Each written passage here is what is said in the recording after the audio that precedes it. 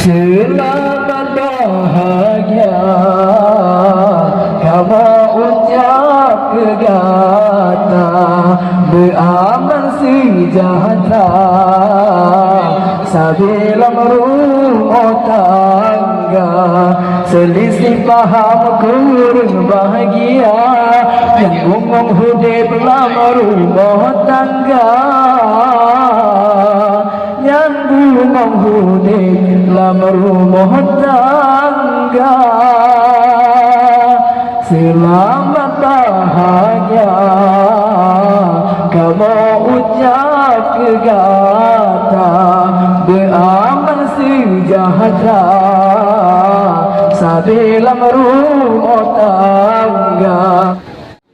Selamat pengantin baru sehat, bertanya umur pulang hidup yang baru bagamu ada istri selamat pengantin baru sehat, bertanya umur pulang hidup yang baru bagamu ada restu.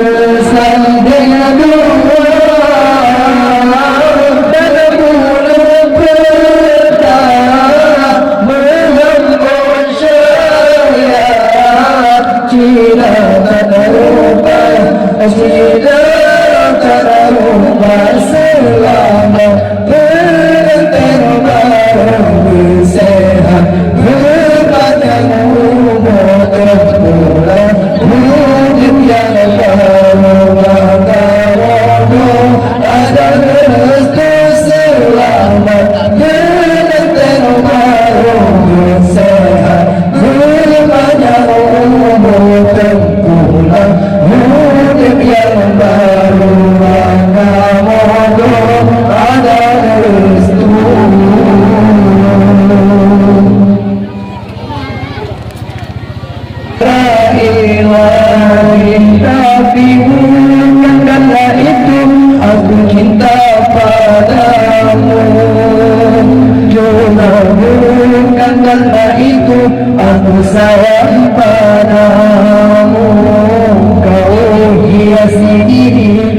dengan budi pekerti kau hambakan diri ke hadirat ilahi. Itulah yang menyebabkan aku cinta padamu, itulah yang menyebabkan aku sayang padamu. Tiada lelaki yang membangkang kecantikan wajahmu, kelembutan sikapmu, keindahan senyummu. Sinar keimananmu